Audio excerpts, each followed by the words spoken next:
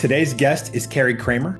Carrie is a fellow from the ACT-IAC Partners Program in 2017, and she was a vice chair for the Partners Program in 2023. And I've had the great pleasure of getting to know Carrie through our joint participation in that fellows community. And so, Carrie, finally, I've got you on the podcast. I can't wait to hear your story. Oh, thanks, Jeremy. I'm so happy to be here.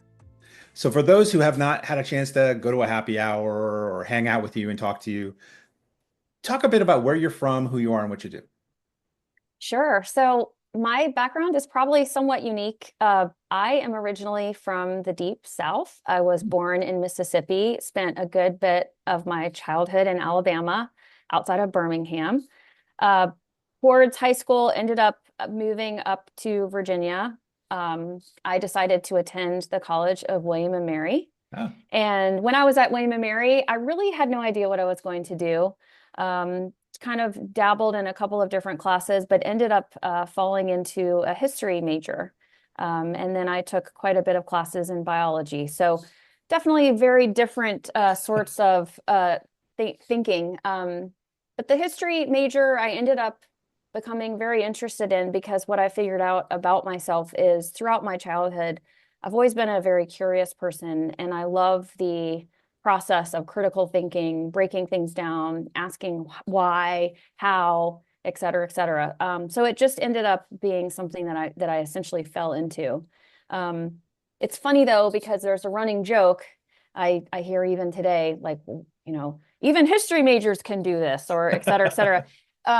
So when I graduated, I certainly knew that I needed to enter the workforce. I didn't have any, other options. Certainly wasn't going to be able to go back and lounge on my parents' couch or anything like that. So I started searching for jobs and really didn't know what I was going to do, especially again with a history major, but ended up coming across an alum who is still in this industry today. I am deeply grateful even today for the opportunity that I was given. And so I started off my early career supporting federal law enforcement. Stayed in that role for quite a few years and still support that community today in various forms. What they were looking for originally for that specific role was somebody who was essentially going to be a Swiss Army knife. So kind of a jack of all trades. I traveled extensively. I think I've been to actually every FBI field office. And that's glamorous when you're in, Puerto Rico or Honolulu. Not so glamorous when you're in Detroit or, some of the other places, especially this time of year. Right. But I was exposed to all kinds of things and was given quite a bit of opportunity.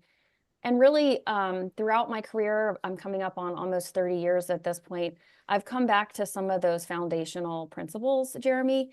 A lot of it has just been looking at things from different angles, making sure that I'm connecting the dots, using that critical thinking that I learned, back in college, and I apply even today. And then being an effective communicator. That's been a huge thing, and especially was very important, in my early career. And again, those are things I've continued to build on since then. So That's very interesting. So when you were considering, where to go to school, did you have multiple choices you were balancing and trying to make that final decision? so one thing that those who know me know is I'm a fairly independent person. And there's a little bit of a, like, as soon as I'm told you need to do this, you need to do that, I'm like, I'm going to decide for myself. So I had been strongly encouraged to look at a variety of schools, ended up deciding that William and Mary seemed like a pretty good option to me. And so I applied to one school, and that was it. That's When awesome. I got married, I tried on one wedding dress. Again, I think through things, I take my time and I like really listen and look and process. And then when I decide, that is it. So it's funny that you asked that question, but yes, I don't know how many folks, when you talk in this podcast, apply to one school. But that was it. That's what I did. So. Or just generally be that decisive, right? I mean, it is a trait, a leadership trait that I see infrequently, It's not that I don't see it, Hmm. but there's a lot of people who have a different approach and in their decision making. I'm with you. My wife hates it, and I'm like, this is the way we're going to do it, and this is why. And she's like, isn't there like 50 more articles we should be reading to decide? And I'm like, no, I've already consumed quite a bit on it. I think we're good. And it's That hard to sounds like balance. my house, Jeremy. I am married to an absolutely lovely individual, but he loves that paralysis analysis, and it's Yes. great, right? It's sometimes that's super important, but I tend to be much more of the I've got enough data. This is what we're doing. Yeah. Which, to be fair, really I think aligned well for some of the customers that I had, even again back then to have the ability to support because they have a mission that there's not the luxury of a lot of analysis and time. So it was, I understood that bias for action. You need to move out, you need to make decisions. Yeah. And so even sometimes when I've made wrong decisions, I still do stand behind those decisions, and I don't have a whole lot of uh, looking in the rear view and wishing this or wishing that. It's like I decided, I moved on, and I'm down the road. So Well, and you make the decision, something changed that caused it not to be exactly what you wanted it to be, and then you just adjust. that's exactly right. Yeah, yeah. Okay. Wow. We Sometimes could. that's more popular than others at home. Let me just say that. There may or may not have been a few vacations where I'm like, oh, it'll be fine. And it's like, nope, nope, but it's not okay. So now, when you were searching for jobs as you were after you graduated, how did you? I mean, you just kind of, well, many people do shotgun the approach, right? Looking for, I need work, I need income. Or in your decisive nature, I'm very curious, how did you settle on this area? Or as you said, it was because you had an alum who kind of gave you I did. advice, and Yeah. you just latched on that and went, okay, let's go. I think I looked at something like two or three companies. Okay. And again, this was back in the Pegasus mail days and the job Right. boards and this was a while ago, Jeremy. Um, And so, part of it, honestly, it's so funny you're asking these questions. Part of it was that I had enough money in order to come up to DC to interview and pay for a hotel for like 2 days or something like that. So some of it was literally, okay, these are the things. And it worked out that the group that I had interviewed with, um, it just again, that gut feeling, it seemed like a good idea. Um, and so I got an offer and that was it. And it was Nice. like, well, this is great because I need to pay my car insurance. That's So right. That's right. Oh, I love so that. yeah, Yeah. a lot of decisions in my life are based on those like, okay, here's the logic, this is what needs to happen, and this is what we're doing. Yeah. Well, yeah, it's always better to have a job and then go, I'll get a different one, but I'm getting paid while I'm looking for another one. Not that that's what you had to do here, but I've always had the philosophy, never quit a job before you have another job. Yeah, yeah, agree, agree. We must have had similar sort of upbringing or some of those same principles embedded.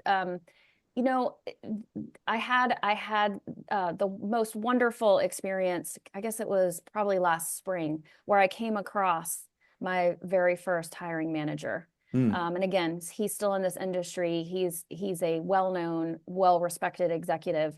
And it was so much fun to see him and to thank him for the opportunity, that he gave me. And it was great talking with him because he was talking about that he has grown children now that are in the workforce, and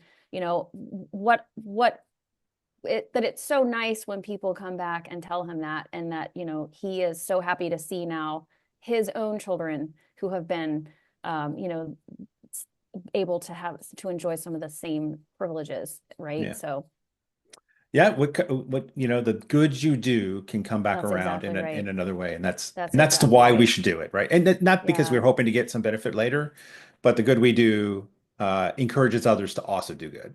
that's exactly right. So it's pretty exciting.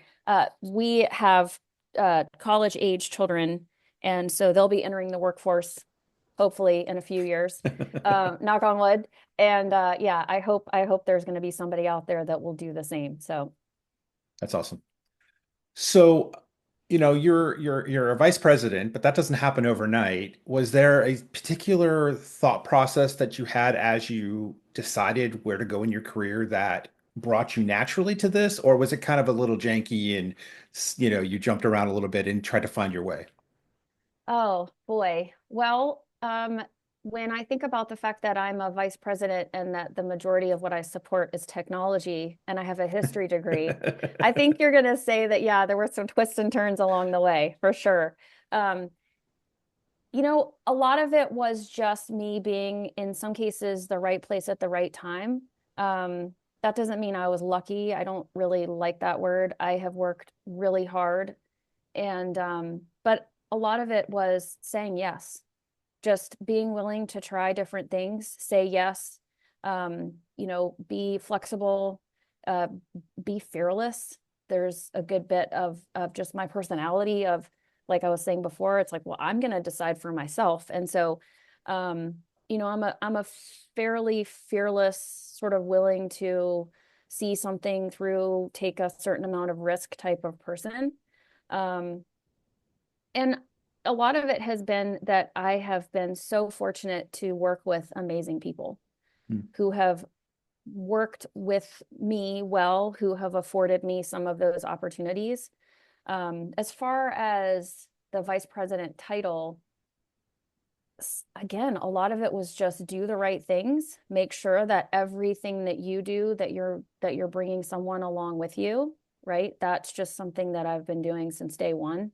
And working as a team, making sure that as you deliver results, that you're thinking through, okay, now I have these things in my toolkit, and I Hmm. can apply them, to this other type of opportunity. I've had a lot of jobs. And I have certainly switched companies, uh, quite a few times. I haven't really had that many managers though. Hmm. I have been one of the folks where I've gone with people, whether it's a Uh, peer or, a manager, et cetera, et cetera. And so I have been in some cases the type where somebody will say, hey, there's this program over here and they're looking for somebody with XYZ. And I'll think, well, it's going to be working with this person that I enjoy and that I like and that I respect. And I don't know if I'm an expert in that, but sure, I'll figure it out. So that's kind of how I've ended up where I am. That's fact. That's fantastic. I love that work ethic, that willingness to take a career risk, if you will. Um, I talk to a lot of early career. I do a lot of mentoring for early career, and it's stereotypical, but it bears out truth when I'm interacting with younger women, right? That they're not all as always that confident in saying yes, or that confident in saying why not me, right? And Yeah. so you make a great example for why that works and why they should consider that you just have to exude confidence even when you don't feel it, and it will work out. It's fascinating that you say that because I don't know if I'm somebody where I would say that I have this like infinite bucket of confidence. I admire people who do. I think that is so fantastic. And I definitely I actively work on that. I would say imposter syndrome is something that's a real thing in my life. And I think there are probably many women and probably, men as well who struggle with that. The one thing that I will tell you is I never felt like I've had a safety net. Hmm. I never felt like, okay, well, I can sit this one out, et cetera. It was like, well, why would I not take this opportunity? Why would I not take the chance? So, there's a few examples of that. One, I, again, decided to move from my first job into more formal management consulting. And some of that was all of my friends and peers were saying everybody needs to do management consulting. So I guess I should see what this whole thing is about. Um, and I was placed on a technical project, but they basically said, well, you know how to write and you know how to figure all of those types of things out. So we need you to write all of the release notes. We need you to figure out all the requirements. We need you to write all the stuff, decipher all this technical stuff into like language, right? And so in order to do that effectively and to really learn how to be the best at that role, I enrolled in classes. Again, I'm dating myself, but this was back in the Rational Unified process. Oh, Yeah, some of those things. there's And no, so, that's a fantastic background. I also got certified in Rational Unified Process. It's okay, fantastic. all right. Yeah. So there you go. So it was like, well, if I'm going to be doing these things and I'm going to be having the opportunity to be adjacent to these very technical folks, I want to know what it is they're doing. And Hmm. so I've even today, I mean, last Memorial Day, so 2024, I spent my Memorial Day weekend getting an additional technical certification because again, I'm working, I'm in this leadership role, I'm supporting these teams. Um, of all these smart folks. And it's like, well, wait a minute, if they're doing all of these things, I probably need to know about what this is. So it goes back again to the how and the why and what is all of this stuff about. So I don't know if I would say the confidence, back to what we were talking about. I think it's more just this endless curiosity. This, what about, what is this about? Let me learn more about this. Hmm.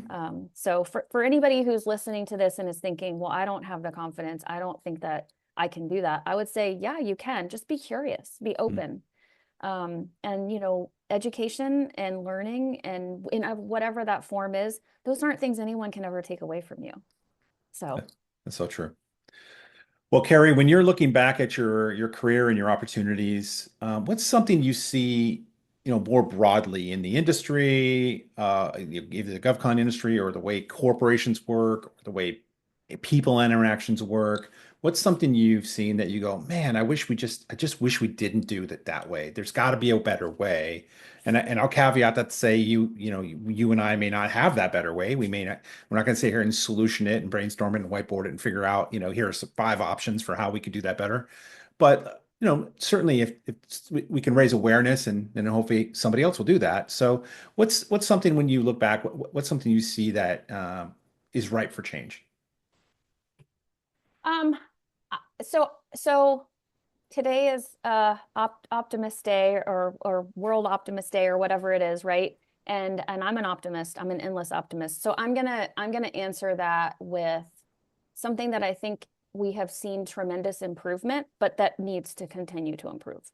Um, when I think about my path and the fact that there have been so many twists and turns, I have been very fortunate in some cases to have somebody who has been an advocate or who has said, somebody with a history degree can be a Hmm. cloud program manager or can go, get this certification XYZ.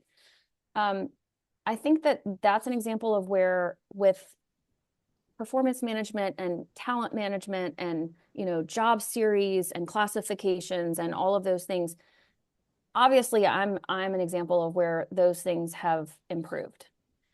When I think back, 30 years ago at the beginning of my career, if you were an engineer, you stayed in that engineer track. Yeah. There wasn't like an off ramp. It was you're an engineer, you do engineering stuff, or you're a marketing salesperson and you do that, and like never the two shall cross, right?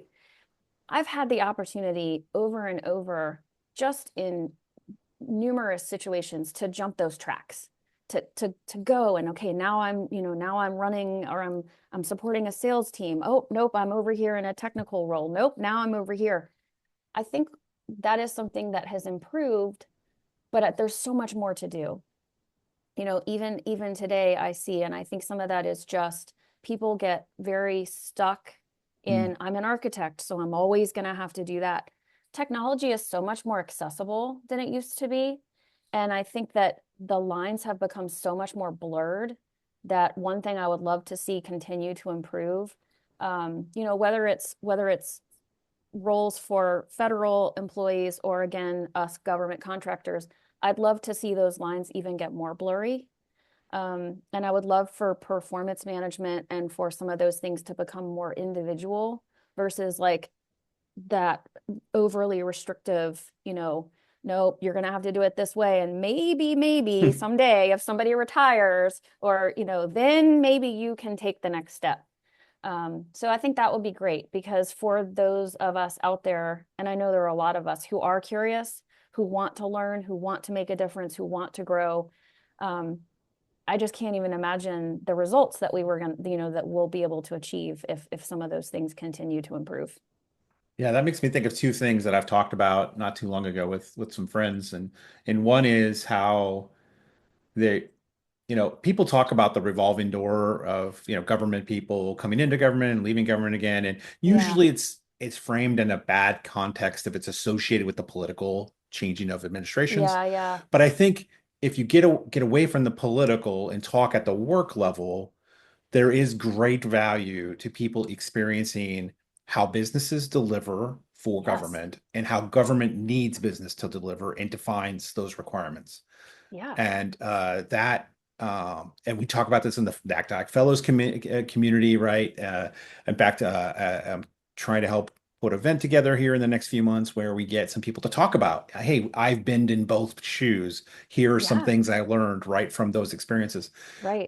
So I think that's one thing that, yeah, that makes me think you're onto something there. And then the other is the opportunities within a corporation or within Hmm. a government entity to switch out jobs, to rotate through some sort of program. And there are organizations that have leadership rotation programs, but very Yeah. few, and very few people have access to those programs.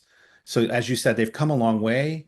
But there's a lot further along to go because, I'm in IT, but what if I worked in the business for a little while? Oh my gosh, Right. could you imagine how mission I would much more understand the mission. I would buy into it. Yeah. I would internalize it in a way I can't internalize if I'm just an IT guy going, what's your requirement? Oh, great. Here's something that does that requirement.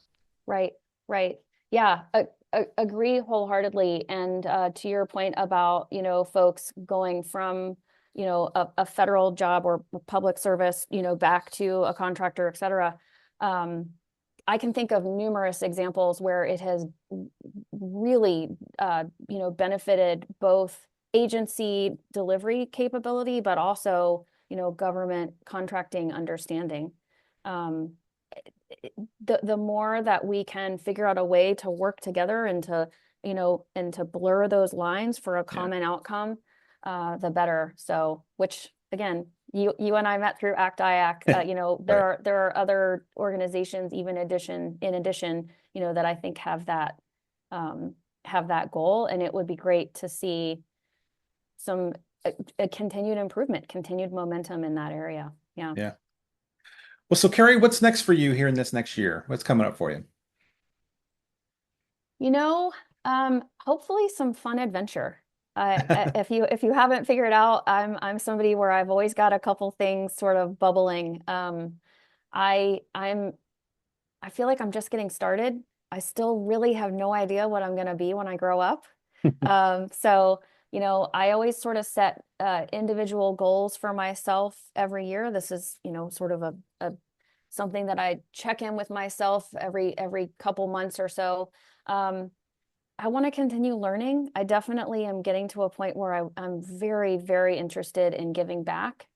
So, a few things I want to make sure that that folks that are entering the workforce are feeling like they have a path. I want to make sure that I continue some of those things. And then on a personal track, as I said, my husband and I have several children. They're all growing up, so I'm looking forward to getting back to doing some stuff that I really enjoy and love. I'm a nature lover, love to be outside. So stay tuned. I don't know. There'll probably be a couple of fun adventures in that area as well. Well, that's awesome. I can't wait to see what that is for you, Carrie. And thanks so much for coming on the podcast. Yeah, absolutely. Hey, thank you so much for having me.